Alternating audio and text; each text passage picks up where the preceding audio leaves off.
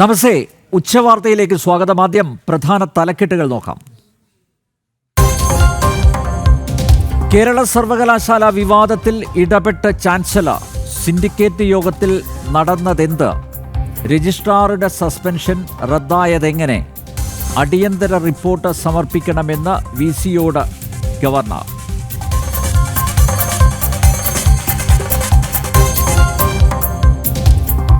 Kerala joint രജിസ്ട്രാർക്കെതിരെ നടപടി. P ഹരികുമാറിനെ ചുമതലകളിൽ നിന്നൊഴിവാക്കി വിസി. രജിസ്ട്രാറുടെ ചുമതല പ്ലാനിംഗ് ഡയറക്ടർ ഡോക്ടർ മിനി കാപ്പന്. സസ്പെൻഷൻ നടപടിക്കെതിരായ ഹൈക്കോടതി ഹർജി പിൻവലിച്ച് KS അനിൽകുമാർ.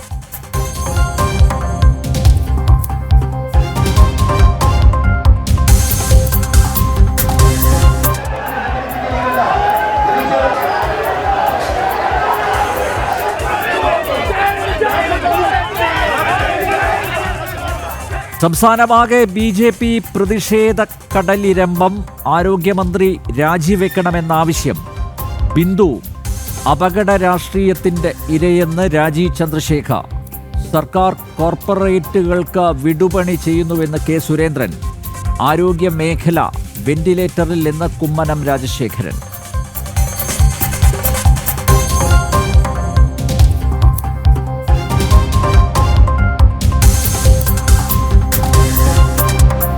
ആശുപത്രികളിലെ അനാസ്ഥ തുടർക്കഥ. കണ്ണൂർ ജില്ലാ ആശുപത്രിയിലെ കറന്റില്ലാ ചികിത്സയിൽ നടപടി. വെളിച്ചം തിരിച്ചുവന്നു. കാഷ്വാലിറ്റി ബ്ലോക്കിലൊഴികെ ഒരിടത്തും ജനറേറ്റർ ഇല്ലെന്ന് വിശദീകരണം. പരാധീനതകൾക്ക് നടുവിൽ ഇടുക്കി മെഡിക്കൽ കോളേജും പാലക്കാട് ചിറ്റൂർ താലൂക്ക് ആശുപത്രിയും.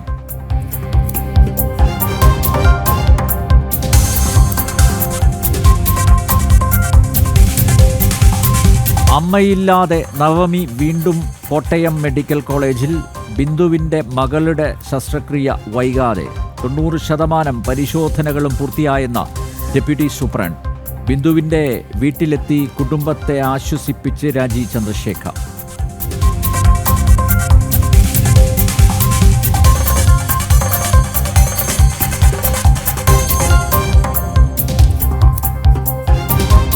കോഴിക്കോട് 2 മാസം പ്രായമായ കൈക്കുഞ്ഞിന് സുന്നത്തിനിടെ ദാരുണാന്ത്യം. ആശുപത്രിക്കെതിരെ കുടുംബം. കാക്കൂർ കോപ്പറേറ്റീവ് ക്ലിനിക്കിൽ ശിശുരോഗ വിദഗ്ധനുണ്ടായിരുന്നില്ല. പോസ്റ്റ്മോർട്ടം റിപ്പോർട്ട് ഇന്ന്.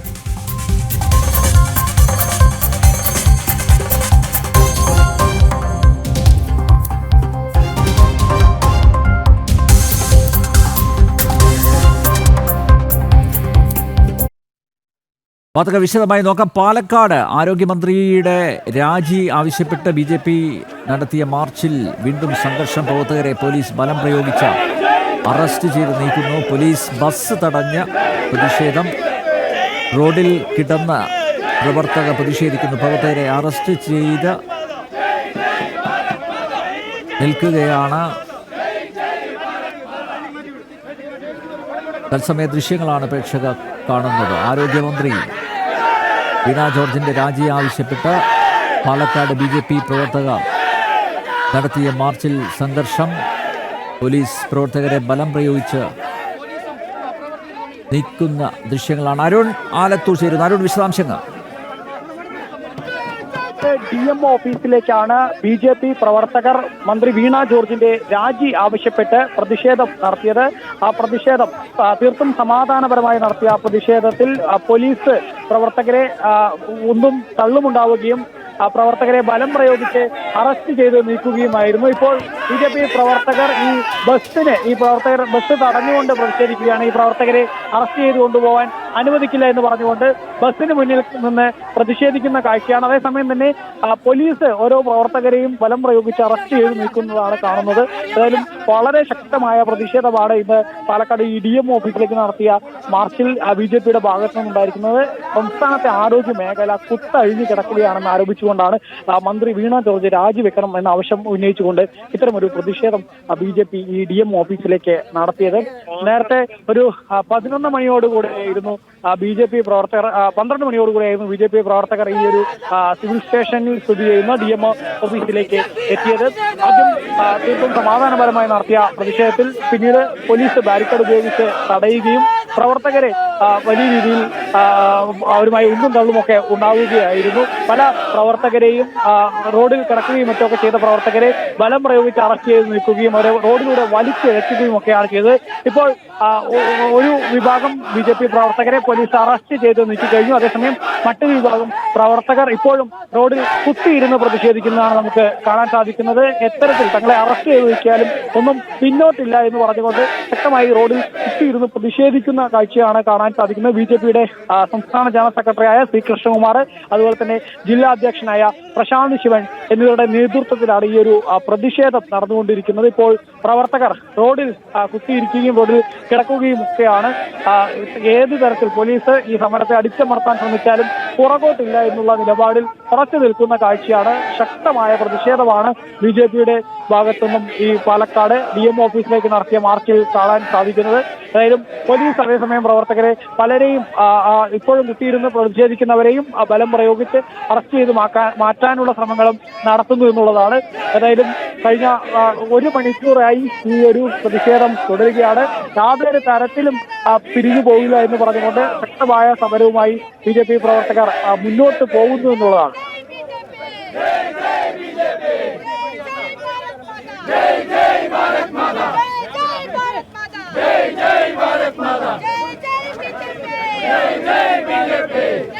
പാലക്കാട്ട് ആരോഗ്യമന്ത്രിയുടെ രാജി ആവശ്യപ്പെട്ട് BJP പ്രവർത്തകർ നടത്തിയ മാർച്ചിൽ സംഘർഷം.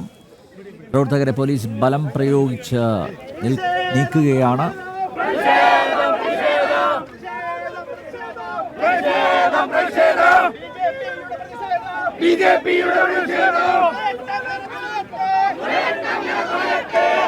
BJP സംസ്ഥാന ജനറൽ സെക്രട്ടറി C.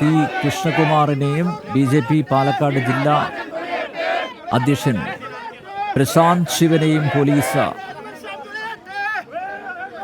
ബലം പ്രയോഗിച്ച് നീക്കുന്ന ദൃശ്യങ്ങളാണ് പ്രേക്ഷകർ കാണുന്നത്.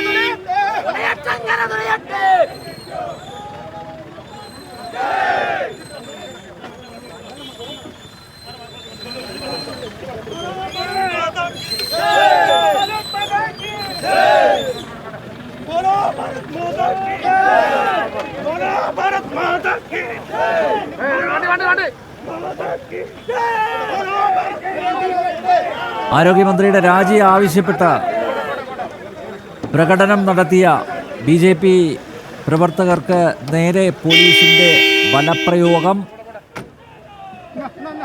പ്രവർത്തകരെ അറസ്റ്റ് ചെയ്ത് നീക്കുന്നു BJP സംസ്ഥാന general secretary C. Krishnakumar, BJP Palakkad ജില്ലാ അധ്യക്ഷൻ പ്രശാന്ത് ശിവൻ ഉൾപ്പെടെയുള്ളവരെ പോലീസ് അറസ്റ്റ് ചെയ്ത് കൊണ്ടുപോയിരിക്കുന്നു.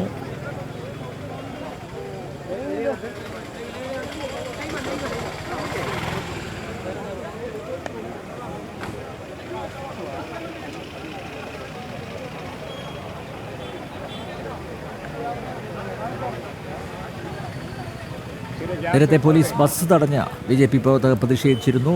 റോഡിൽ കിടന്ന പ്രവർത്തകർ പ്രതിഷേധിച്ചു. പാലക്കാട് നിന്നുള്ള തത്സമയ ദൃശ്യങ്ങളാണ് പ്രേക്ഷകർ കണ്ടത്.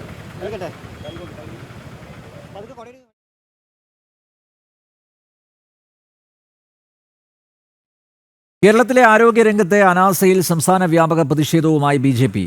പലയിടങ്ങളിലും പോലീസും പ്രവർത്തകരും തമ്മിൽ ഉന്തും തള്ളുമുണ്ടായി. കോട്ടയം മെഡിക്കൽ കോളേജ് കെട്ടിടം തകർന്നു വീണ് യുവതി മരിച്ച സംഭവത്തിന്റെ പശ്ചാത്തലത്തിലാണ് പ്രതിഷേധം BJP ശക്തമാക്കിയത്. കോട്ടയം മെഡിക്കൽ കോളേജിന് മുന്നിൽ നടന്ന പ്രതിഷേധം BJP സംസ്ഥാന അധ്യക്ഷൻ രാജീവ് ചന്ദ്രശേഖർ ഉദ്ഘാടനം ചെയ്തു.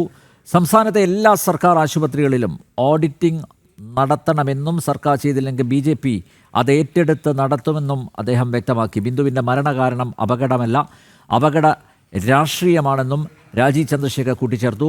കണ്ണൂരിൽ K. സുരേന്ദ്രനും കൊല്ലത്ത് ശോഭാ സുരേന്ദ്രനും പത്തനംതിട്ടയിൽ കുമ്മനം രാജശേഖരനും പ്രതിഷേധ മാർച്ചും ധർണയും ഉദ്ഘാടനം ചെയ്തു.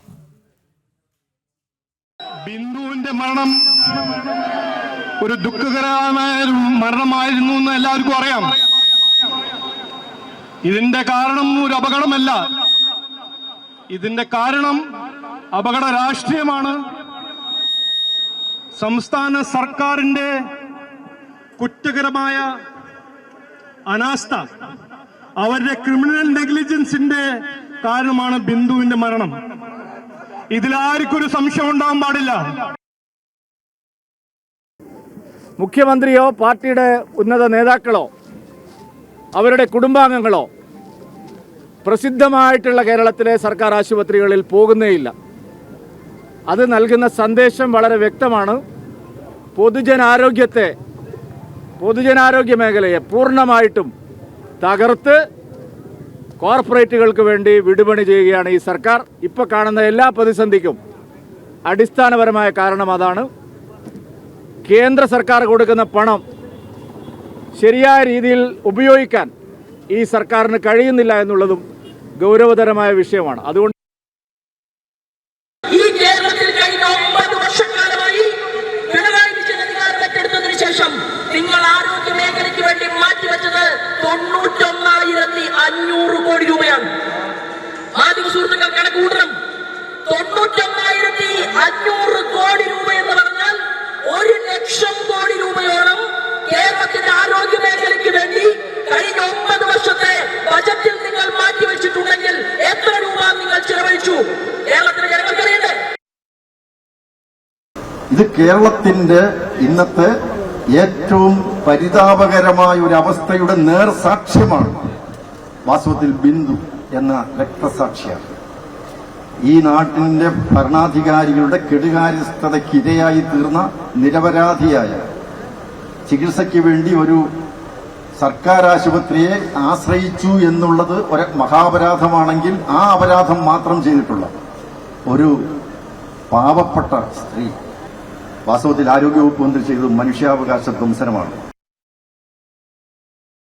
കോട്ടയത്ത് നിന്ന് മിഥുൻ അയ്യപ്പൻ ചേരുന്നു. മിഥുൻ, അവിടെ മാർച്ച് ഉദ്ഘാടനം ചെയ്ത BJP സംസ്ഥാന അധ്യക്ഷൻ രാജീവ് ചന്ദ്രശേഖർ പറഞ്ഞത് സംസ്ഥാനത്തെ എല്ലാ സർക്കാർ ആശുപത്രികളിലും ഓഡിറ്റിംഗ് നടത്തണമെന്നാണ്. സർക്കാർ അത് ചെയ്തില്ലെങ്കിൽ BJP ഏറ്റെടുത്ത് നടത്തും എന്നും അദ്ദേഹം മുന്നറിയിപ്പ് നൽകിയിട്ടുണ്ട്. മാത്രമല്ല, അപകട രാഷ്ട്രീയമാണ് ബിന്ദുവിൻ്റെ മരണകാരണമെന്നും അദ്ദേഹം കൂട്ടിച്ചേർക്കുകയുണ്ടായി. എന്താണ് വിശദാംശങ്ങൾ മിഥുൻ?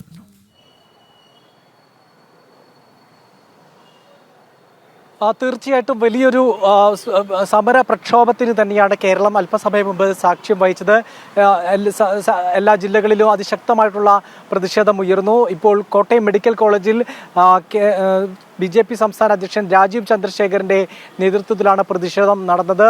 പ്രതിഷേധ മാർച്ച് മെഡിക്കൽ കോളേജിന്റെ പ്രധാന ഗേറ്റിന് മുന്നിൽ പോലീസ് ബാരിക്കേഡ് വെച്ച് നടന്നു. ബാരിക്കേഡ് തള്ളിമറിക്കാൻ പ്രവർത്തകർ ശ്രമിച്ചു. പോലീസുമായി ഉന്തും തള്ളുമുണ്ടായി. ഇതിന്റെ ഭാഗമായി വലിയ രീതിയിൽ ജലപീരങ്കി പ്രയോഗവും നടന്നു.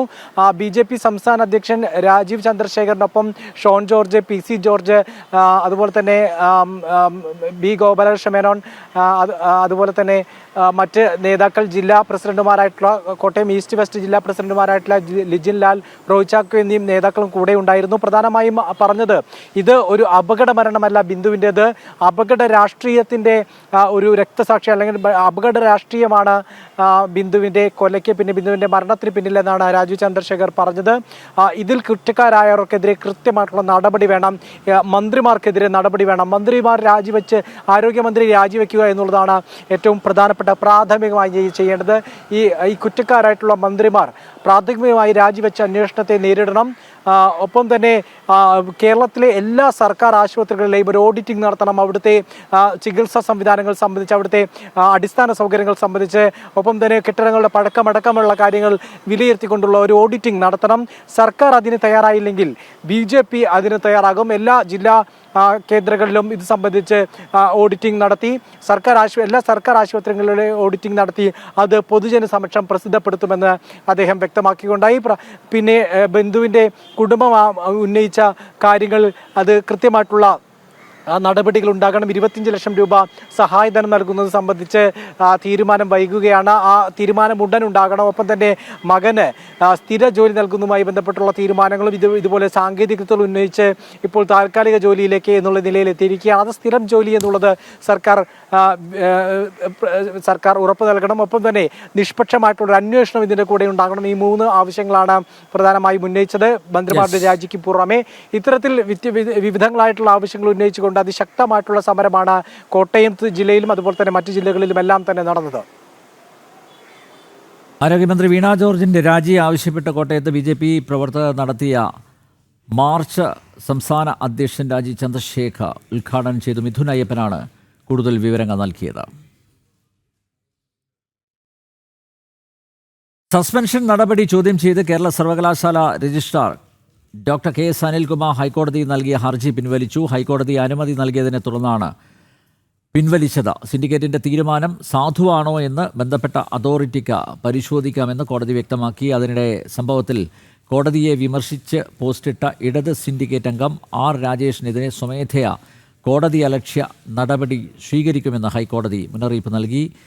രേഷ്മ ബാബു ചേരുന്നു വിവരങ്ങളുമായി. രേഷ്മ, എന്തായാലും രജിസ്ട്രാർ ഹൈക്കോടതി നൽകിയ ഹർജി പിൻവലിച്ചു. മാത്രമല്ല കോടതിയുടെ ഭാഗത്തു നിന്ന് ഉണ്ടായിട്ടുള്ള നിർദ്ദേശം അദ്ദേഹത്തിന് രജിസ്ട്രാറായി തുടരാം, ഡോക്ടർ അനിൽകുമാറിന് രജിസ്ട്രാറായി തുടരാം എന്നാണ്. ഇന്ന് നടന്ന വാദപ്രതിവാദങ്ങൾ എന്തായിരുന്നു? വിശദാംശങ്ങൾ.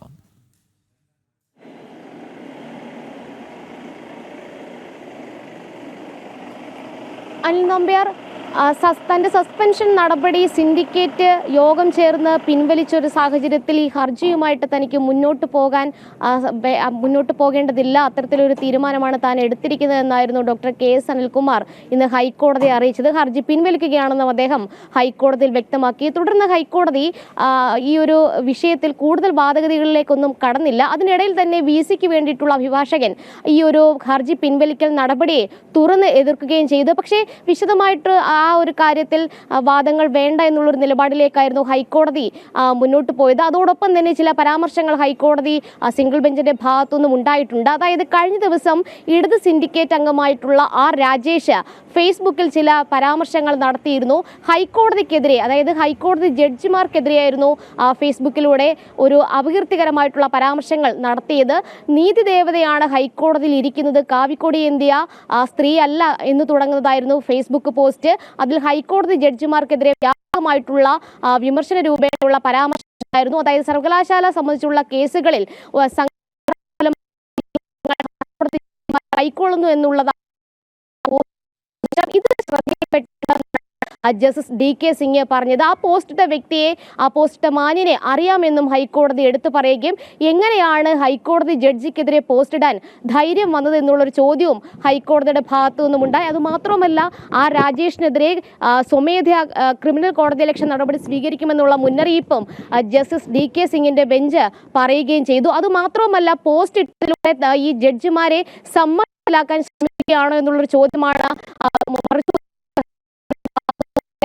സസ്പെൻഷൻ നടപടി ചോദ്യം ചെയ്ത് കേരള സർവകലാശാല രജിസ്ട്രാർ KS അനിൽകുമാർ ഹൈക്കോടതി നൽകിയ ഹർജി പിൻവലിച്ചു. ഹൈക്കോടതി അനുമതി നൽകിയതിനെ തുടർന്നാണ് പിൻവലിച്ചത്. സിൻഡിക്കേറ്റിന്റെ തീരുമാനം അസാധുവാണോ എന്ന് ബന്ധപ്പെട്ട അതോറിറ്റിക്ക് പരിശോധിക്കാമെന്ന് കോടതി വ്യക്തമാക്കി. അതിനിടെ സംഭവത്തിൽ കോടതിയെ വിമർശിച്ച് പോസ്റ്റിട്ട ഇടത് സിൻഡിക്കേറ്റ് അംഗവും CPM നേതാവുമായ R രാജേഷിനെതിരെ സ്വമേധയാ കോടതി അലക്ഷ്യ നടപടി സ്വീകരിക്കും എന്ന മുന്നറിയിപ്പ് ഉണ്ടായിരിക്കുന്നു. രേഷ്മയാണ് കൊച്ചിയിൽ നിന്ന് വിവരങ്ങൾ നൽകിയത്. കേരള സർവകലാശാലയിൽ അനധികൃത സിൻഡിക്കേറ്റ് യോഗം ചേർന്ന സംഭവത്തിൽ റിപ്പോർട്ട് തേടി ഗവർണർ. പത്രവാർത്തകളുടെയും പരാതികളുടെയും അടിസ്ഥാനത്തിലാണ് ഗവർണറുടെ നടപടി. VCയുടെ അസാന്നിധ്യത്തിൽ ചേർന്ന യോഗം രജിസ്ട്രാറുടെ സസ്പെൻഷൻ റദ്ദാക്കിയിരുന്നു. അതിനിടെ പ്ലാനിംഗ് ഡയറക്ടർ ഡോക്ടർ മിനി കാപ്പന് രജിസ്ട്രാറുടെ ചുമതല നൽകി VC ഡോക്ടർ സിസാർ തോമസ് ഉത്തരവിട്ടിരുന്നു.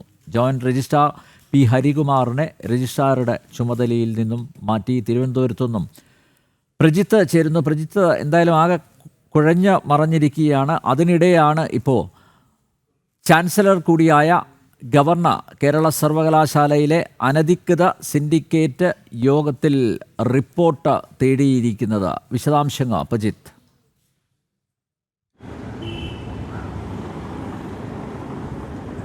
അനിൽ പറഞ്ഞതുപോലെയാണ് ഇപ്പോൾ കേരള യൂണിവേഴ്സിറ്റിയുടെ കാര്യത്തിൽ ഈ ആരാണ് കേരള യൂണിവേഴ്സിറ്റിയുടെ യഥാർത്ഥ രജിസ്ട്രാർ എന്നുള്ളൊരു സംശയം നിലനിൽക്കുന്ന സാഹചര്യത്തിലേക്കാണ് കാര്യങ്ങൾ എത്തി നിൽക്കുന്നത്. പ്രത്യേകിച്ച് ഹൈക്കോടതി ഈ വിഷയത്തിൽ ഇടപെടുന്നില്ല എന്നുള്ളൊരു നിലപാട് സ്വീകരിച്ചതോടുകൂടി സിൻഡിക്കേറ്റ് തീരുമാനം ബന്ധപ്പെട്ട അതോറിറ്റിക്ക് പരിശോധിക്കാം എന്നുള്ള ഒരു നിർദ്ദേശവും കോടതി മുന്നോട്ട് വെച്ചിട്ടുണ്ട്. അപ്പോൾ ആരാണ് ഈ ബന്ധപ്പെട്ട അതോറിറ്റി എന്നതിനൊക്കെ ചൊല്ലി വരും ദിവസങ്ങളിൽ ചർച്ച സജീവമാകും. അതോടൊപ്പം ആരാണ് കേരള യൂണിവേഴ്സിറ്റിയുടെ യഥാർത്ഥ രജിസ്ട്രാർ എന്ന രീതിയിലുള്ള ചർച്ചകളും തർക്കങ്ങളും ഇനി വരും ദിവസങ്ങളിൽ തുടരുമെന്നുള്ളൊരു തർക്കമില്ല. അതിനിടയിലാണ് ഇപ്പോൾ ഗവർണർ ഈ വിഷയത്തിൽ ഒരു ഇടപെടൽ നടത്തിയിരിക്കുന്നത്.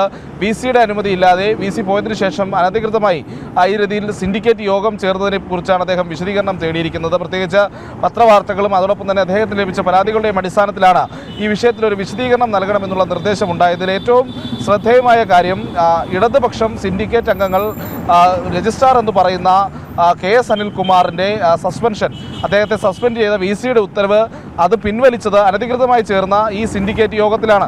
അതുകൊണ്ട് തന്നെ ആ സസ്പെൻഷൻ പിൻവലിച്ച നടപടി നിലനിൽക്കില്ല എന്നുള്ളത് VC ആയിട്ടുള്ള സിസ തോമസും മറ്റും നിലപാട് സ്വീകരിക്കുന്നുണ്ട്. അതോടൊപ്പം ഈ അനധികൃത യോഗത്തിൽ പങ്കെടുത്ത ഹരികുമാറിനെ നിലവിൽ രജിസ്ട്രാറുടെ ചുമതല നൽകിയിരുന്ന ജോയിന്റ് രജിസ്ട്രാറായിട്ടുള്ള P ഹരികുമാറിനെ സിസ തോമസ് നടപടി സ്വീകരിച്ചിട്ടുണ്ട്. ചുമതലകളിൽ നിന്ന് ഒഴിവാക്കുന്ന സാഹചര്യത്തിലേക്ക് പോയിട്ടുണ്ട്. അപ്പോൾ പകരം രജിസ്ട്രാറുടെ ചുമതലയിലേക്ക് ഡോക്ടർ മിനി കാപ്പനെ രജിസ്ട്രാറായും ഹേമാനന്ദിനെ ജോയിന്റ് രജിസ്ട്രാറായും നിയമിച്ചു. ഈ കഴിഞ്ഞ ദിവസം VC പിരിച്ചുവിട്ടതിന് ശേഷവും നടന്ന അനധികൃത യോഗത്തിൽ പങ്കെടുത്തതിനായിരുന്നു അത്തരമൊരു നടപടി സ്വീകരിച്ചത്. അപ്പോൾ KS അനിൽകുമാറും മിനി കാപ്പനും ഇപ്പോൾ രജിസ്ട്രാർ എന്നുള്ള തസ്തികയിൽ 2 പേരുണ്ടോ എന്നുള്ള രീതിയിലേക്ക് ഒരു ആശയക്കുഴപ്പത്തിലേക്ക് കാര്യങ്ങൾ എത്തി നിൽക്കുകയാണ്. കോടതി കൂടി അതിലൊരു കൃത്യമായ ഇടപെടലിലേക്ക് പോകാതെ നിലപാട് സ്വീകരിച്ചതുകൂടി വരും ദിവസങ്ങളിൽ ഇന്ന് തന്നെയായിരിക്കും ചർച്ചാ വിഷയം. മിനി കാപ്പനാണോ അതോ KS അനിൽകുമാറാണോ കേരള യൂണിവേഴ്സിറ്റിയുടെ രജിസ്ട്രാർ എന്നുള്ളതാണ് ഏറ്റവും പ്രധാനപ്പെട്ട വിഷയം. അതിനിടെ ഹൈക്കോടതി രജിസ്ട്രാറായി ഡോക്ടർ KS അനിൽകുമാറിന് തുടരാം എന്ന് നിർദ്ദേശിച്ചിരിക്കുന്നു, പറഞ്ഞിരിക്കുന്നു. മാത്രമല്ല അത് ആഘോഷിക്കുകയാണ് ഇപ്പോൾ ഇടത് സിൻഡിക്കേറ്റ് അംഗങ്ങൾ. കാരണം നേരത്തെ അവർ പറഞ്ഞിരുന്നു രജിസ്ട്രാറുടെ നിയമനം സിൻഡിക്കേറ്റിൻ്റെ അധികാര പരിധിയിൽ വരുന്നതാണ്. സിൻഡിക്കേറ്റിൻ്റെ ആ വാദം ശരിയാണെന്നാണ് കോടതിയുടെ ഇടപെടലിലൂടെ തെളിഞ്ഞിരിക്കുന്നത് എന്നും ഇടത് സിൻഡിക്കേറ്റ് അംഗങ്ങൾ ഇപ്പോൾ പറയുന്നു.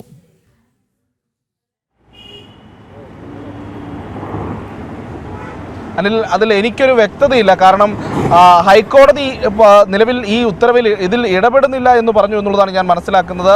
അതിൽ കുറച്ചുകൂടി വ്യക്തത വേണ്ടിയിരിക്കുന്നു. കാരണം സിൻഡിക്കേറ്റിൻ്റെ തീരുമാനം ബന്ധപ്പെട്ട അധികാരികൾക്ക് തീരുമാനിക്കാം, അല്ലെങ്കിൽ അതിന് തീരുമാനിക്കാം എന്നുള്ള സാധ്യതയുണ്ടോ എന്നുള്ളത് പരിശോധിക്കാമെന്ന് കോടതി പറഞ്ഞിരിക്കുന്നത് ഞാൻ മനസ്സിലാക്കുന്നു. അതോടൊപ്പം KS അനിൽകുമാർ തൻ്റെ ഹർജി പിൻവലിച്ചിരിക്കുന്നതും പറഞ്ഞിരിക്കുന്നു. അപ്പോൾ അതിനപ്പുറത്തേക്ക് ഈ സസ്പെൻഷൻ റദ്ദാക്കുന്ന നടപടിയിലേക്ക് ഹൈക്കോടതി അത്തരമൊരു ഉത്തരവിലേക്ക് പോയിട്ടുണ്ടോ എന്നുള്ള കാര്യത്തിൽ എനിക്ക് വ്യക്തതയില്ല. അതിൽ കുറച്ചുകൂടി വ്യക്തത വരുത്തിയ ശേഷം അത് പറയാൻ കഴിയും. പക്ഷേ സിൻഡിക്കേറ്റിൻ്റെ തീരുമാനം സാധുത ഉണ്ടോ എന്നുള്ളത് മറ്റൊരു അതോറിറ്റിക്ക് പരിശോധിക്കാമെന്ന് പറഞ്ഞതിലൂടെ ഒരു പൂർണ്ണമായൊരു തീരുമാനത്തിലേക്ക് കോടതി പോയിട്ടില്ല എന്നുള്ളതാണ് ഞാൻ മനസ്സിലാക്കുന്നതിൽ വ്യക്തതക്കുറവുണ്ട്. അത് അതിനുശേഷം സംസാരിക്കാൻ കഴിയും. എന്തായാലും ഇത് ആഘോഷിക്കാനുള്ള വക ഇല്ല എന്നുള്ളതാണ് മറുപക്ഷം ഉയർത്തുന്ന പ്രധാനപ്പെട്ട വാദം എന്നുള്ളത്. കാരണം സസ്പെൻഷൻ റദ്ദാക്കണമെങ്കിൽ അത് ചെയ്ത സിൻഡിക്കേറ്റ് യോഗത്തിന് നിയമസാധുത വേണം. VC പിരിച്ചുവിട്ടതിന് ശേഷം മറ്റൊരു മുതിർന്ന സിൻഡിക്കേറ്റ് അംഗത്തെ ആ സ്ഥാനത്ത് അധ്യക്ഷ സ്ഥാനത്ത് ഇരുത്തിക്കൊണ്ട് സിൻഡിക്കേറ്റ് യോഗം നടത്തുന്നതിന് നിയമപരമായ സാധുത ഇല്ല എന്നുള്ളതാണ് ഈ ഇടത് സിൻഡിക്കേറ്റ് അംഗങ്ങളുടെ നിലപാടിന്, അല്ലെങ്കിൽ അവർക്കെതിരായി നിൽക്കുന്ന അംഗങ്ങളുടെയൊക്കെ ഒരു നിലപാട്. അപ്പോൾ ഈ സിൻഡിക്കേറ്റ് യോഗം തന്നെ അസാധുവാണെന്ന് VC അടക്കമുള്ളവർ, നിയമപരമായി നിലനിൽക്കുന്നതല്ല എന്നുള്ളത് VC അടക്കമുള്ളവർ പ്രഖ്യാപിച്ചും കഴിഞ്ഞിരിക്കുന്നു.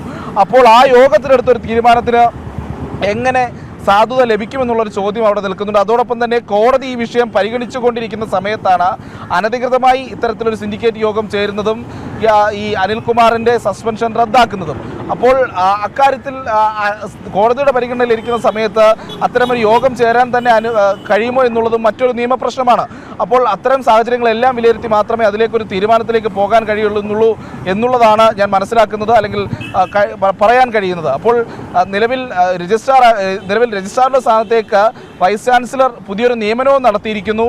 അതും അനിൽകുമാറിൻ്റെ സസ്പെൻഷൻ റദ്ദാക്കിയ സിൻഡിക്കേറ്റ് യോഗം അസാധുവാണ്, അതിന് നിയമപരമായ വാലിഡിറ്റി ഇല്ല എന്നുള്ളൊരു നിലപാട് സ്വീകരിച്ചുകൊണ്ടാണ് VC ഇത്തരത്തിൽ മിനി കാപ്പന് രജിസ്ട്രാറുടെ ചുമതലയും ഹേമാനന്ദിന് ജോയിന്റ് രജിസ്ട്രാറുടെ ചുമതലയും നൽകിയിരിക്കുന്നത് എന്നുള്ളൊരു വിഷയവും അവിടെ നിൽക്കുന്നുണ്ട്. അപ്പോൾ ഇതിലേതാണ് നിയമപരമായി ശരിയാകുക, നിയമപരമായി നിലനിൽക്കുക എന്നുള്ളത് കൂടുതൽ വിദഗ്ധ പരിശോധനകൾക്ക് അല്ലെങ്കിൽ നിയമ വിദഗ്ധരുടെയൊക്കെ പരിശോധനകൾക്ക് ശേഷം മാത്രമേ നമുക്ക് പറയാൻ കഴിയുകയുള്ളൂ. അതിൽ ഒരു തീരുമാനം എന്തായാലും വരും മണിക്കൂറുകളിൽ കൂടുതൽ പരിശോധനകൾക്ക് ശേഷം അതിൽ കൂടുതൽ വ്യക്തത വരുമെന്ന് നമുക്ക് പ്രതീക്ഷിക്കാം.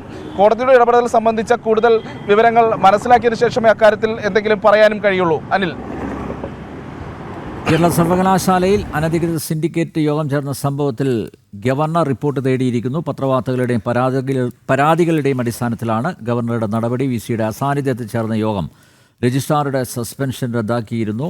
അതിനിടെ പ്ലാനിംഗ് ഡയറക്ടർ ഡോക്ടർ മിനി കാപ്പന് രജിസ്ട്രാറുടെ ചുമതല നൽകി വിസി ഡോക്ടർ സിസ തോമസ് ഉത്തരവിട്ടു. ജോയിന്റ് രജിസ്ട്രാർ പി ഹരികുമാറിനെ രജിസ്ട്രാറുടെ ചുമതലയിൽ നിന്നും ഒഴിവാക്കി. പ്രജിത് മോഹനാണ് തിരുവനന്തപുരത്ത് നിന്ന് വിശദമായ വിവരങ്ങൾ നൽകിയത്. വാർത്തകൾ തുടരുന്നു. മധ്യപ്രദേശിൽ മുഹറം ആഘോഷങ്ങൾക്കിടെ വ്യാപക അക്രമം. ഉജ്ജയിനിൽ അക്രമികൾക്കെതിരെ പോലീസ് ലാത്തിച്ചാർജ് നടത്തി. പോലീസ് നിശ്ചയിച്ച റൂട്ട് മറികടന്ന് ഘോഷയാത്ര നടത്തിയതാണ് സംഘർഷത്തിൽ കലാശിച്ചത്. പോലീസിന് നേരെ കല്ലേറും ഉണ്ടായിരിക്കുന്നു. ഭോപ്പാലിൽ ഉൾപ്പെടെയാണ് മുഹറം ആഘോഷങ്ങൾ അക്രമാസക്തമായത്. വിവരങ്ങളുമായി ശ്രീകാന്ത് ചേരുന്നു. ശ്രീകാന്ത്, കാലേക്കൂട്ടി തീരുമാനിച്ചതാണോ ഈ അക്രമങ്ങൾ, അതോ എന്തെങ്കിലും പ്രകോപനത്തിൻ്റെ അടിസ്ഥാനത്തിൽ ഉണ്ടായതാണോ? ഇപ്പോൾ സ്ഥിതിഗതികൾ നിയന്ത്രണ വിധേയമാണോ? സുനിൽ നമ്പ്യാർ, രാജ്യത്തിന്റെ പല ഭാഗത്ത് ഇന്നലെ മുഹറം ഘോഷയാത്രകൾ നടന്നിരുന്നു. മുഹറം ഘോഷയാത്ര നടന്ന സ്ഥലങ്ങളിൽ ചെറിയ തോതിൽ സംഘർഷം പല സ്ഥലത്തും റിപ്പോർട്ട് ചെയ്യപ്പെട്ടു. പക്ഷെ മധ്യപ്രദേശിൽ കുറച്ച് വലിയ പ്രശ്നത്തിലേക്ക് കാര്യങ്ങൾ പോയി. അതായത് ഉജ്ജയിനിയിൽ അക്രമികൾ അഴിഞ്ഞാടുന്ന കാഴ്ച കാണാൻ സാധിച്ചിരുന്നു. പോലീസ് അവർക്കെതിരെ ലാത്തിചാർജ് നടത്തി. പോലീസ് നിശ്ചയിച്ച റൂട്ട് മറികടന്ന് ഘോഷയാത്ര നടത്തിയതാണ് അവിടെ സംഘർഷത്തിൽ കലാശിച്ചത്. പോലീസിന് നേരെ വ്യാപകമായ കല്ലേറ് നടന്നതിനെ തുടർന്ന് പോലീസിന്റെ കാര്യങ്ങൾ ലാത്തിചാർജിലേക്ക് കൊണ്ടെത്തിക്കേണ്ടി വന്നു. ഭോപ്പാലിൽ ഉൾപ്പെടെ മുഹറം ആഘോഷങ്ങൾക്കിടെ അക്രമമുണ്ടായി എന്നുള്ളതാണ് പുറത്തുവരുന്ന ഏറ്റവും പ്രധാനപ്പെട്ട കാര്യം. സ്ഥിതിഗതികൾ ശാന്തമാണ്. പക്ഷേ ഈ മധ്യപ്രദേശിന്റെ കാര്യത്തിൽ മാത്രം സംഘർഷം രൂക്ഷമായിരുന്നു. ശ്രീകാന്ത്, ആർക്ക് നേരെയാണ് അക്രമം അഴിച്ചുവിട്ടത്? ഒരു റൂട്ട് പോലീസ് നിശ്ചയിച്ച് നൽകിയിരുന്നു. ആ റൂട്ട് തെറ്റിച്ച് അവർക്ക് ഇഷ്ടമുള്ളതുപോലെ ഈ പ്രൊഫഷനുമായി മുന്നോട്ട് പോകാൻ നേരത്ത് പോലീസ് അത് തടഞ്ഞു. തുടർന്ന് പോലീസിന് നേരെയാണ് കല്ലെറിഞ്ഞുകൊണ്ട് അവർ അക്രമം അഴിച്ചുവിട്ടത്. പോലീസിനെയാണ് ടാർഗറ്റ് ചെയ്തത്. തുടർന്ന് പോലീസ് സ്ഥിതിഗതികൾ ശാന്തമാക്കാൻ ലാത്തിചാർജ് നടത്തി കാര്യങ്ങൾ ഭംഗിയായി തന്നെ കൈകാര്യം ചെയ്തു. ശേഷം അക്രമം അവസാനിക്കുകയും ചെയ്തിട്ടുണ്ട്. ഓക്കെ, മധ്യപ്രദേശിൽ മുഹറം ആഘോഷങ്ങൾക്കിടെ വ്യാപക അക്രമങ്ങൾ. ഉജ്ജയിനിൽ അക്രമികൾക്കെതിരെ പോലീസ് ലാത്തിച്ചാർജ് നടത്തി. പോലീസ് നിശ്ചയിച്ച റൂട്ട് മറികടന്ന് ഘോഷയാത്ര നടത്തിയതാണ് സംഘർഷത്തിൽ കലാശിച്ചത്. പോലീസിന് നേരെ കല്ലേറുണ്ടായി. ഭോപ്പാലിൽ ഉൾപ്പെടെയാണ് മുഹറം ആഘോഷങ്ങൾ അക്രമാസക്തമായത്. ശ്രീകാന്താണ് വിവരങ്ങൾ നൽകിയത്. ഉത്തരേന്ത്യയിൽ മഴ തുടരുന്നു. ഡൽഹിയിൽ ഓറഞ്ച് അലർട്ട് പ്രഖ്യാപിച്ചു. ഹിമാചൽ പ്രദേശിലെ മഴക്കെടുതിയിൽ ജീവൻ നഷ്ടപ്പെട്ടവരുടെ എണ്ണം 82ആയി. ഉത്തരാഖണ്ഡിലെ പല മേഖലകളിലും കനത്ത മഴയിൽ മണ്ണിടിച്ചിൽ വ്യാപകമാണ്. ഉത്തർപ്രദേശ്, ഗുജറാത്ത്, മധ്യപ്രദേശ്, രാജസ്ഥാൻ അടക്കമുള്ള സംസ്ഥാനങ്ങളിലും മഴ കനത്തു. ഇന്നലെ രാത്രി മുതൽ ഡൽഹിയിൽ ഇടവിട്ട് ശക്തമായ മഴയാണ് ലഭിക്കുന്നത്. വരും മണിക്കൂറുകളിൽ അതിശക്തമായ മഴയ്ക്കും കാറ്റിനും സാധ്യതയെന്ന മുന്നറിയിപ്പും കാലാവസ്ഥാ നിരീക്ഷണ കേന്ദ്രം നൽകി. മഴ മൂലം വലിയ ഗതാഗത കുരുക്കാണ് രാജ്യ തലസ്ഥാനത്ത് രാവിലെ മുതൽ അനുഭവപ്പെട്ടത്. ഡൽഹിയിൽ മൺസൂൺ ശക്തി പ്രാപിച്ചതായാണ് മുന്നറിയിപ്പ്. രണ്ടാഴ്ചക്കിടെ ഹിമാചൽ പ്രദേശിൽ 19 മേഘവിസ്ഫോടനങ്ങളാണ് റിപ്പോർട്ട് ചെയ്തത്. മരണങ്ങൾ നിരവധിയായി. 269 റോഡുകൾ ഭാഗികമായി തകർന്നതിനെ തുടർന്ന് അടച്ചിട്ടിരിക്കുകയാണ്. ജൂലൈ 9 വരെ ഹിമാചലിൽ അതീവ ജാഗ്രത തുടരണം. മിന്നൽ പ്രളയ മുന്നറിയിപ്പുകളും നൽകിയിട്ടുണ്ട്. 30-ലധികം ആളുകളെയാണ് സംസ്ഥാനത്ത് ഇനിയും കണ്ടെത്താനുള്ളത്. ഗുജറാത്തിലും മധ്യപ്രദേശിലും മഴ തുടരുകയാണ്. അഹമ്മദാബാദിലും സൂറത്തിലും നവ്സാരിയിലും വെള്ളക്കെട്ട് പ്രതിസന്ധി രൂക്ഷമാണ്. പൂർണ്ണ നദി കരകവിഞ്ഞതോടെ വീടുകളിൽ വെള്ളം കയറി.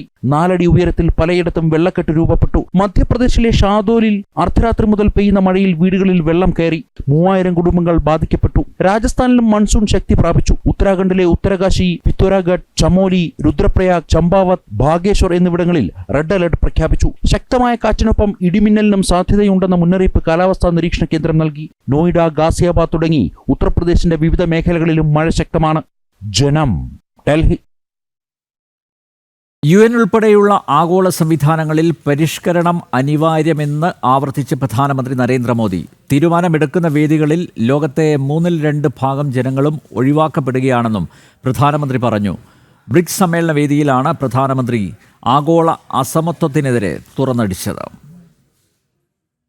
ആഗോള സംഘടനകളിൽ ലോകത്തെ 2/3 ജനസമൂഹം ഉൾപ്പെടുന്നില്ലെന്ന് പ്രധാനമന്ത്രി നരേന്ദ്രമോദി. ലോക സമ്പദ്വ്യവസ്ഥയ്ക്ക് മികച്ച സംഭാവന നൽകുന്ന രാജ്യങ്ങൾ തീരുമാനമെടുക്കുന്ന വേദികൾക്ക് പുറത്തെന്നും പ്രധാനമന്ത്രി പറഞ്ഞു. ഈ വിടവ് പ്രാതിനിധ്യത്തിന്റെ മാത്രം വിഷയമല്ല, അത്തരം സംഘടനകളുടെ സ്വീകാര്യതയുടെയും കാര്യക്ഷമതയുടെയും കൂടി വിഷയമാണ്. ഗ്ലോബൽ സൗത്തിനെ പ്രാധാന്യമില്ലാത്ത ഇത്തരം സംഘടനകൾ നെറ്റ്വർക്കില്ലാത്ത സിം കാർഡുമായി പ്രവർത്തിക്കുന്ന മൊബൈൽ ഫോണുകൾക്ക് തുല്യമെന്നും പ്രധാനമന്ത്രി പറഞ്ഞു. ബ്രിക്സ് സമ്മേളന വേദിയിലാണ് പ്രധാനമന്ത്രി നരേന്ദ്രമോദി ലോകത്ത് നിലനിൽക്കുന്ന അസമത്വത്തിന്റെ തീവ്രത വ്യക്തമാക്കിയത്. UN ഉൾപ്പെടെയുള്ള ആഗോള സംഘടനകളുടെ പരിഷ്കരണം അനിവാര്യമെന്നും പ്രധാനമന്ത്രി പറഞ്ഞു. നീതി നിഷേധത്തിന്റെ ഈ സാഹചര്യത്തിലാണ് ഗ്ലോബൽ സൗത്തിനെ ഉൾച്ചേർക്കുന്നതുൾപ്പെടെയുള്ള നടപടികളിൽ ബ്രിക്സ് പോലുള്ള സംഘടനകളുടെ പ്രസക്തി വ്യക്തമാകുന്നത് എന്നും പ്രധാനമന്ത്രി പറഞ്ഞു. ബ്രിക്സ് സമ്മേളനത്തിനായി റയോ ഡി ജനീറോയിലെത്തിയ പ്രധാനമന്ത്രിക്ക് ഊഷ്മള സ്വീകരണമാണ് ലഭിച്ചത്. കലാപരിപാടികൾ ഉൾപ്പെടെ അവതരിപ്പിച്ച് ഭാരത സമൂഹം അദ്ദേഹത്തെ സ്വീകരിച്ചു. ഇന്റർനാഷണൽ ഡെസ്ക്, ജനം. വാർത്തകൾ തുടരുന്നു. ബാലഗോകുലം ഡൽഹി NCRന്റെ സംസ്ഥാന സമ്മേളനം മയൂർ വിഹാർ ഉത്തര ഗുരുവായൂരപ്പൻ ക്ഷേത്രത്തിലെ കാർത്യായനി ഓഡിറ്റോറിയത്തിൽ നടന്നു. കേന്ദ്ര ഉപരിതല ദേശീയപാത വികസന കോർപ്പറേറ്റ് കാര്യ സഹമന്ത്രി ഹർഷ് മൽഹോത്ര മുഖ്യപ്രഭാഷണം നടത്തി. ബാലഗോകുലത്തിന് പുതിയ ഭാരവാഹികളെയും രജത ജൂബിലി ആഘോഷങ്ങൾക്കായുള്ള സംസ്ഥാന ഉപദേശക സമിതിയെയും ചടങ്ങിൽ പ്രഖ്യാപിച്ചു. നൂറുകണക്കിന് കുട്ടികളും രക്ഷിതാക്കളും മയൂർ വിഹാർ ഉത്തര ഗുരുവായൂരപ്പൻ ക്ഷേത്രത്തിലെ കാർത്യായനി ഓഡിറ്റോറിയത്തിൽ നടന്ന ചടങ്ങിൽ ഭാഗമായി. രാഷ്ട്രീയ സ്വയം സേവക സംഘം ബാലസംസ്കാര കേന്ദ്രം സംയോജകൻ ലളിത് ശർമ്മ സമ്മേളനം ഉദ്ഘാടനം ചെയ്തു. കേന്ദ്ര ഉപരിതല ദേശീയപാത വികസന കോർപ്പറേറ്റ് കാര്യ സഹമന്ത്രി ഹർഷ് മൽഹോത്ര മുഖ്യപ്രഭാഷണം നടത്തി. പൗരാവകാശം പോലെ പ്രധാനമാണ് പൗരധർമ്മം എന്നതിനെ ആസ്പദമാക്കി സമ്മേളനം പ്രമേയം പാസാക്കി. ഡോക്ടർ രമേശ് നമ്പ്യാർ, ബാലഗോകുലം പ്രവാസികാര്യ ചുമതലയുള്ള കേരളം സംസ്ഥാന കാര്യദർശി വി ഹരികുമാർ തുടങ്ങിയ പ്രമുഖരും സമ്മേളനത്തിൽ പങ്കെടുത്തു. ബാലഗോകുലം ഡൽഹി NCRന്റെ സംസ്ഥാന ഭാരവാഹികളെയും പ്രഖ്യാപിച്ചു. PK സുരേഷ് അധ്യക്ഷ സ്ഥാനത്ത് തുടരും. ഡൽഹി NCRൽ 8 മേഖലകളിലായി 61 ബാലഗോകുലങ്ങളാണ് ഇപ്പോൾ പ്രവർത്തന സജ്ജമായിട്ടുള്ളത്. 1 ലക്ഷത്തിലധികം കുട്ടികളെ ബാലഗോകുല പ്രവർത്തനത്തിലൂടെ സംസ്കാര സമ്പന്നമായ കുടുംബാന്തരീക്ഷത്തിലൂടെ പൊതുമധ്യത്തിലേക്ക് എത്തിക്കുവാനുള്ള ഒരു വലിയ കർത്തവ്യം നാളിതുവരെയുള്ള പ്രവർത്തനത്തിലൂടെ ബാലഗോകുലത്തിന് ചെയ്യാൻ സാധിച്ചിട്ടുണ്ട്.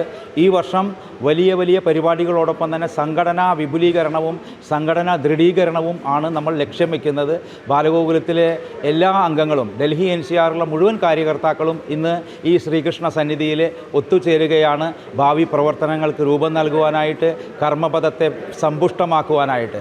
ബിനോയ് ബി ശ്രീധറാണ് പൊതുകാര്യദർശി. അജികുമാർ സംഘടനാ കാര്യദർശിയാണ്. മാർഗദർശിയായി N വേണുഗോപാലിനെയും രക്ഷാധികാരിയായി ബാബു പണിക്കരെയും നിശ്ചയിച്ചു. ഡോക്ടർ ശിവപ്രസാദ്, വരത്ര ശ്രീകുമാർ, മോഹൻകുമാർ എന്നിവരാണ് രക്ഷാധികാരിമാർ. KV രാമചന്ദ്രൻ, ഇന്ദുശേഖരൻ, രാധാകൃഷ്ണൻ PT എന്നിവർ ഉപാധ്യക്ഷന്മാരാണ്. PV ഹരികുമാർ, UT പ്രകാശ്, ബിജി മനോജ് എന്നിവരാണ് സഹകാര്യദർശിമാർ. സുരേഷ് പ്രഭാകറാണ് ഖജാൻജി. തങ്കമണി G കൃഷ്ണൻ ഭഗിനി പ്രമുഖാണ്. രജത ജൂബിലി ആഘോഷങ്ങൾക്കായുള്ള സംസ്ഥാന ഉപദേശക സമിതിയെയും ചടങ്ങിൽ പ്രഖ്യാപിച്ചു. ജനം, ഡൽഹി. ചൈനയെയും അമേരിക്കയെയും പിന്നിലാക്കി സാമ്പത്തിക സമത്വത്തിൽ ഇന്ത്യൻ മുന്നേറ്റം. രാജ്യത്തെ സമ്പത്ത് ജനങ്ങൾക്കിടയിൽ വിതരണം ചെയ്യുന്നതിലുള്ള തുല്യതയെ അടിസ്ഥാനമാക്കി ലോകബാങ്ക് നടത്തിയ പഠനത്തിലാണ് കണ്ടെത്തൽ. സ്ലൊവാക് റിപ്പബ്ലിക്, സ്ലൊവാനിയ, ബെലാറസ് എന്നീ ജനസംഖ്യ കുറഞ്ഞ ചെറിയ രാജ്യങ്ങളാണ് ഇന്ത്യയുടെ മുന്നിലുള്ളത്. ഗിനി ഇൻഡെക്സ് പ്രകാരം 35.7 പോയിന്റുള്ള ചൈനയെക്കാളും 41.8 പോയിന്റുള്ള US-നേക്കാളും മുന്നിലാണ് ഇന്ത്യ. 25.5 പോയിന്റാണ് ഇന്ത്യക്കുള്ളത്. ഇൻഡെക്സ് നിരക്ക് കുറയുന്നതിനനുസരിച്ച് സമത്വം കൂടുന്നു എന്നുള്ളതാണ് കണക്ക്. ചെറുതും ജനസംഖ്യ കുറഞ്ഞ രാജ്യങ്ങളുമായ സ്ലൊവാക് റിപ്പബ്ലിക്, സ്ലൊവേനിയ, ബെലാറസ് എന്നീ രാജ്യങ്ങളാണ് ഇന്ത്യയുടെ മുന്നിലുള്ളത്. ലോകബാങ്കിന്റെ ദാരിദ്ര്യ സൂചിക പ്രകാരം ഇന്ത്യയിൽ 2011 2023 ഇടയിൽ 17.1 കോടി ജനങ്ങൾ ദാരിദ്ര്യ രേഖയ്ക്ക് മുകളിലെത്തിയിട്ടുണ്ട്. രാജ്യത്തെ ദാരിദ്ര്യത്തിന്റെ നിരക്ക് 16.2% നിന്ന് 2.3% കുറഞ്ഞതായും റിപ്പോർട്ടിൽ പറയുന്നു. പ്രധാനമന്ത്രിയുടെ ജൻധൻ യോജന പോലുള്ള പദ്ധതികൾ സാമ്പത്തിക അസമത്വം കുറയാൻ കാരണമായിട്ടുണ്ട്. 55 കോടി ജനങ്ങൾക്ക് ഈ അക്കൗണ്ടുകളിലൂടെ 2023 മാർച്ച് വരെ 3.48 ലക്ഷം കോടി രൂപ നൽകി. ആരോഗ്യരംഗത്ത് ഇന്ത്യ സർക്കാർ നടപ്പാക്കിയ പദ്ധതികൾ ചികിത്സാ രംഗത്തും സമത്വമുണ്ടാക്കിയതായി ലോകബാങ്ക് ചൂണ്ടിക്കാട്ടുന്നു. ആയുഷ്മാൻ ഭാരത് പദ്ധതിയിൽ 5 ലക്ഷം രൂപ വരെ ആരോഗ്യ ഇൻഷുറൻസ് നൽകുന്നുണ്ട്. ഇതുവരെ 41 കോടി ജനങ്ങൾ ഈ പദ്ധതിയിൽ അംഗങ്ങളാണ്. സർക്കാരിന്റെ ഭക്ഷ്യസുരക്ഷാ പദ്ധതി 80 കോടി ജനങ്ങൾക്ക് പ്രയോജനകരമാകുന്നതായും ലോകബാങ്ക് റിപ്പോർട്ടിൽ ചൂണ്ടിക്കാട്ടുന്നു. എസ് ശ്രീകാന്ത്, ജനം, ഡൽഹി. എഡ്ബാസ്റ്റണിൽ ചരിത്രം കുറിച്ച് ഇന്ത്യ 6 പതിറ്റാണ്ടിനിടയിൽ ഈ ഗ്രൗണ്ടിലെ ആദ്യ വിജയമാണ് ശുഭ്മാൻ ഗില്ലിന്റെ നേതൃത്വത്തിൽ ഇന്ത്യ നേടിയത്. കോഹ്ലിക്കും രോഹിതിനും ശേഷം ആര് എന്ന ചോദ്യത്തിന് വ്യക്തമായ ഉത്തരവുമായാണ് ഗിൽ നിറഞ്ഞാടിയത്. ബുംറയ്ക്ക് പകരം ആരെന്ന ചോദ്യത്തിന് ആകാശ് ദീപ് സിംഗ് മറുപടി നൽകിയത് 10 വിക്കറ്റുമായി. ബുംറ ഇല്ലാത്ത ഇന്ത്യൻ ബോളിംഗ് എന്താവും എന്നതായിരുന്നു രണ്ടാം ടെസ്റ്റിന് ഇറങ്ങുമ്പോൾ ടീം നേരിട്ട ഏറ്റവും വലിയ ചോദ്യം. ആകാശ് ദീപ് സിംഗ് മറുപടി നൽകിയത് 10 വിക്കറ്റ് നേട്ടവുമായി. മറുവശത്ത് 7 വിക്കറ്റുമായി മുഹമ്മദ് സിറാജ് മാഞ്ഞടിച്ചതോടെ ഇംഗ്ലണ്ടിന് പിടിച്ചു നിൽക്കാനായില്ല. ബർമിംഗ്ഹാമിൽ എഡ്ജ്ബാസ്റ്റണിൽ 1967 മുതൽ നടന്ന 9 ടെസ്റ്റുകളിൽ 7 വിജയം ഇംഗ്ലണ്ടിനായിരുന്നു. ഒരു മത്സരം സമനിലയിൽ അവസാനിച്ചു. ഇന്ത്യയുടെ 336 റൺസ് മാർജിൻ റൺസിന്റെ അടിസ്ഥാനത്തിൽ വിദേശ മണ്ണിലെ ഏറ്റവും വലിയ വിജയമായി. ലീഡ്സിൽ കൈവിട്ട ജയം തിരിച്ചുപിടിച്ചതിനൊപ്പം ബർമിംഗ്ഹാമിൽ ഒരുപിടി റെക്കോർഡുകൾ കൂടി രേഖപ്പെടുത്തി ഇന്ത്യ. റെക്കോർഡ് ബുക്ക് തിരുത്തി എഴുതുന്നതിലും മുന്നിൽ നിന്ന് നയിച്ചത് ഇന്ത്യൻ ബാറ്റിംഗ് നിരയുടെ പുതിയ കുന്തമനയായ ശുഭ്മാൻ ഗിൽ. വിദേശ മണ്ണിൽ വിജയം കുറിക്കുന്ന പ്രായം കുറഞ്ഞ ഇന്ത്യൻ നായകൻ എന്ന ഖ്യാതി നേടിയത് സുനിൽ ഗാവസ്കറെ പിന്തള്ളി. ഒരു ഇന്ത്യൻ നായകന്റെ ഏറ്റവും ഉയർന്ന സ്കോർ, ഒരു മത്സരത്തിൽ 4 സെഞ്ചുറി കൂട്ടുകെട്ട് കുറിക്കുന്ന ആദ്യ ഇന്ത്യൻ ബാറ്റർ, 430 റൺസുമായി ഒരു ടെസ്റ്റിൽ ഏറ്റവും അധികം റൺസ് നേടുന്ന ഇന്ത്യൻ താരം തുടങ്ങിയ നേട്ടങ്ങളും ഗിൽ കുറിച്ചു. ഓസ്ട്രേലിയൻ ഇതിഹാസം അലൻ ബോർഡറിന് ശേഷം ഒരു ടെസ്റ്റിന്റെ 2 ഇന്നിംഗ്സിലും 150 റൺസിലധികം നേടുന്ന ആദ്യ ബാറ്ററുമായി ശുഭ്മാൻ ഗിൽ. ആദ്യ ഇന്നിംഗ്സിൽ ഇരട്ട സെഞ്ചുറിയും രണ്ടാം ഇന്നിംഗ്സിൽ ഏകദിന വേഗത്തിൽ സെഞ്ചുറിയും കുറിച്ച നായകൻ തന്നെയാണ് കളിയിലെ കേമനും. ആദ്യ ഇന്നിംഗ്സിൽ 4 വിക്കറ്റ് വീഴ്ത്തിയ ആകാശ് ദീപ് സിംഗ് രണ്ടാം വട്ടം 2 പടി കൂടി മുന്നേറി. 187 റൺസിന് 10 വിക്കറ്റ്. ചേതൻ ശർമ്മയെ പിന്തള്ളി ഇംഗ്ലണ്ടിൽ ഏറ്റവും മികച്ച ബോളിംഗ് പ്രകടനവും സ്വന്തം പേരിൽ കുറിച്ചു ആകാശ് ദീപ്. 1986 188 റൺസിന് ചേതൻ ശർമ്മ 10 വിക്കറ്റ് വീഴ്ത്തിയെങ്കിലും അന്ന് കളി സമനിലയിൽ കലാശിച്ചു. ലീഡ്സിലെ ഹെഡിംഗ് ഉയർത്തി 371 റൺസ് ഇംഗ്ലണ്ട് അനായാസം മറികടന്നെങ്കിൽ എഡ്ജ്ബാസ്റ്റണിൽ മുന്നിൽ വച്ചത് 608 റൺസ് എന്ന വെല്ലുവിളി. രണ്ടാം ഇന്നിംഗ്സ് തുടങ്ങും മുമ്പേ ഇംഗ്ലണ്ട് പകച്ചുപോയിരുന്നു. പുതിയ നായകൻ രണ്ടാം വട്ടവും കളം നിറഞ്ഞപ്പോൾ ഇംഗ്ലീഷ് ബോളിംഗും ഫീൽഡിംഗും പാളി.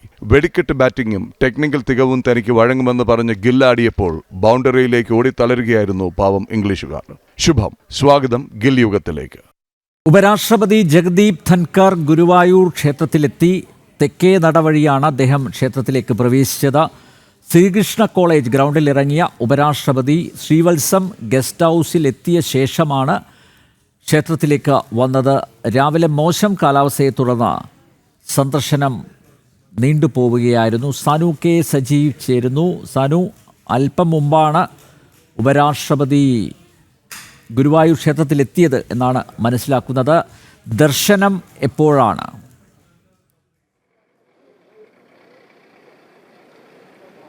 അനിൽ നമ്പ്യാർ, നിലവിൽ ഉപരാഷ്ട്രപതി ജഗദീപ് ധൻവർ ഗുരുവായൂർ ക്ഷേത്രത്തിൽ ദർശനം തുടരുകയാണ്. അല്പസമയം മുമ്പാണ് അദ്ദേഹത്തിനെ വഹിച്ചുകൊണ്ടുള്ള എയർഫോഴ്സിന്റെ പ്രത്യേക ഹെലികോപ്റ്റർ ശ്രീവത്സം ശ്രീകൃഷ്ണ കോളേജിലെത്തുന്നത്. കോളേജ് ഗ്രൗണ്ടിൽ നിന്നും അദ്ദേഹം 10 മിനിറ്റ് കൊണ്ട് ശ്രീവത്സം ഓഡിറ്റോറിയത്തിലെത്തുകയും തുടർന്ന് ഗുരുവായൂർ ക്ഷേത്ര ദർശനത്തിന് വേണ്ടി അദ്ദേഹം ക്ഷേത്രത്തിലേക്ക് പ്രവേശിച്ചിരിക്കുകയാണ്. അതായത് അരമണിക്കൂറോളം അദ്ദേഹം ക്ഷേത്രത്തിൽ ചെലവഴിക്കുമെന്നാണ് നമുക്കറിയാൻ സാധിക്കുന്നത്. ഒപ്പം ഭാര്യ ഡോക്ടർ ധൻവേദ് ഒപ്പമുണ്ട്. ഇരുവരുമാണ് ക്ഷേത്രത്തിലേക്ക് ദർശനത്തിനെത്തിയിട്ടുള്ളത്. രാവിലെ 9:30 ക്ഷേത്രത്തിൽ ദർശനത്തിനെത്തുമെന്നാണ്, അതായത് ഗുരുവായൂർ ക്ഷേത്ര ദർശനത്തിന് രാവിലെ 9:30 എത്തുമെന്നാണ് നേരത്തെ അറിയിച്ചിരുന്നത്. എന്തായാലും മോശം കാലാവസ്ഥയെ തുടർന്ന് ഹെലികോപ്റ്റർ ഇറക്കാൻ സാധിച്ചില്ല. 3 തവണ ഹെലികോപ്റ്റർ ഇറക്കാനായിട്ട് ശ്രമം നടത്തിയെങ്കിലും ശക്തമായിട്ടുള്ള മഴയും കാറ്റിനെയും തുടർന്ന് ആ ശ്രമം വിഫലമായി. തുടർന്ന് കൊച്ചിയിലെ നാവികതാവളത്തിലേക്ക് ഉപരാഷ്ട്രപതി പോവുകയായിരുന്നു. തുടർന്ന് ഉച്ചയ്ക്ക് ശേഷം, അതായത് കൊച്ചിയിലെ ഒരു സ്വകാര്യ പരിപാടിയിൽ പങ്കെടുത്തതിന് ശേഷമാണ് അദ്ദേഹം രണ്ടാമത് ക്ഷേത്ര ദർശനത്തിനായിട്ട് അല്പസമയം മുമ്പ് എത്തിയിട്ടുള്ളത്. അരമണിക്കൂർ അദ്ദേഹം ക്ഷേത്രത്തിൽ ചെലവഴിക്കുമെന്നാണ് നമുക്കറിയാൻ സാധിക്കുന്നത്. ഇതിനുശേഷം ദർശനം പൂർത്തിയാക്കിയതിന് ശേഷം അദ്ദേഹം കൊച്ചിയിലേക്ക് മടങ്ങും. തുടർന്ന് ഇന്ന് രാവിലെ മുതൽ, അതായത് ഉപരാഷ്ട്രപതിയുടെ സന്ദർശനവുമായി ബന്ധപ്പെട്ടുകൊണ്ട് ഇന്നലെ മുതൽ തന്നെ ഗുരുവായൂരിൽ കർശന സുരക്ഷയിലായിരുന്നു. രാവിലെ 7 മണി മുതൽ 7 മണിക്കും അതേപോലെ തന്നെ 10 മണിക്കും ഇടയിലുള്ള എല്ലാ ചടങ്ങുകളും, അതായത് വിവാഹം, ചോറൂൺ അടക്കമുള്ള ചടങ്ങുകൾക്ക് നിയന്ത്രണം ഏർപ്പെടുത്തിയിരുന്നു.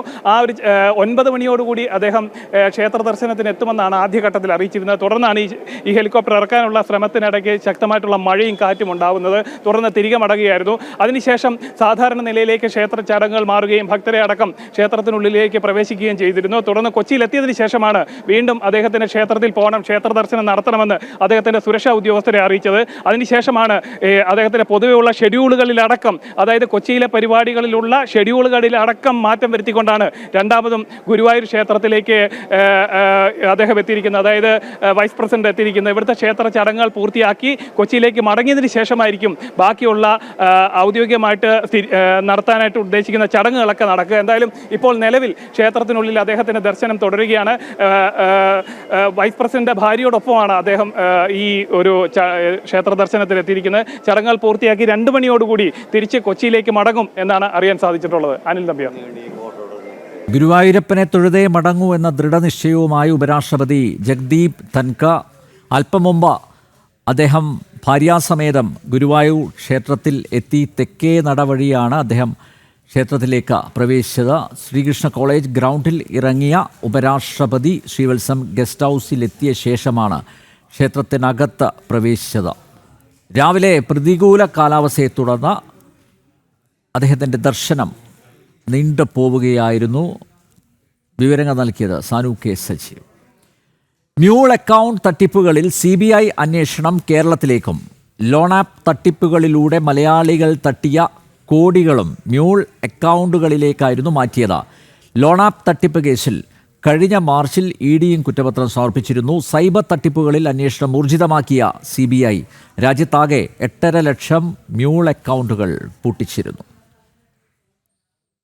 സൈബർ സാമ്പത്തിക തട്ടിപ്പുകളിൽ കേരളത്തിലെ കണ്ണികൾക്കും പങ്കുണ്ടെന്ന സൂചനകളിലാണ് അന്വേഷണം സംസ്ഥാനത്തേക്കും വ്യാപിപ്പിച്ചിരിക്കുന്നത്. ED അന്വേഷിച്ച് കുറ്റപത്രം സമർപ്പിച്ച 1650 കോടി രൂപയുടെ ലോൺ ആപ്പ് തട്ടിപ്പിൽ മലയാളികളായ സെയ്ദ് മുഹമ്മദ്, വർഗീസ് TJ എന്നിവരും പ്രതികളായിരുന്നു. ട്രേഡിംഗ് ആപ്പ് തന്നെ വ്യാജമായി നിർമ്മിച്ചായിരുന്നു നിക്ഷേപകരെ കബളിപ്പിച്ച് പണം തട്ടിയിരുന്നത്. ഓഹരി വിൽപ്പന ഇടപാടിന്റെ പേരിലും കേരളത്തിൽ തട്ടിപ്പ് നടന്നിരുന്നു. വിദ്യാർത്ഥികളുടെയും ദിവസവേതനക്കാരുടെയും എല്ലാം പേരിൽ മ്യൂൾ അക്കൗണ്ടുകളും തുറന്നിരുന്നു. സൈബർ സാമ്പത്തിക തട്ടിപ്പിൽ ഉൾപ്പെട്ട കൂടുതൽ മലയാളികളെയും ഇവരുടെ കൂട്ടാളികളെയും കേന്ദ്രീകരിച്ചാണ് CBI അന്വേഷണം. സൈബർ ക്രൈം കേസുകളിൽ രാജ്യത്ത് 5 സംസ്ഥാനങ്ങളിലായി 42 കേന്ദ്രങ്ങളിൽ പരിശോധന നടത്തിയ CBI 8.5 ലക്ഷം മ്യൂൾ അക്കൗണ്ടുകൾ പൂട്ടിച്ചിരുന്നു. 700-ലധികം ബാങ്ക് ബ്രാഞ്ചുകളിലായി തുറന്ന മ്യൂൾ അക്കൗണ്ട് തട്ടിപ്പുകളിൽ ഇടനിലക്കാരും ഏജന്റുമാരും അക്കൗണ്ട് ഉടമകളും ബാങ്ക് ജീവനക്കാരും ഒരുപോലെ പങ്കാളികളായതായി CBI കണ്ടെത്തിയിരുന്നു. ജനം, കൊച്ചി.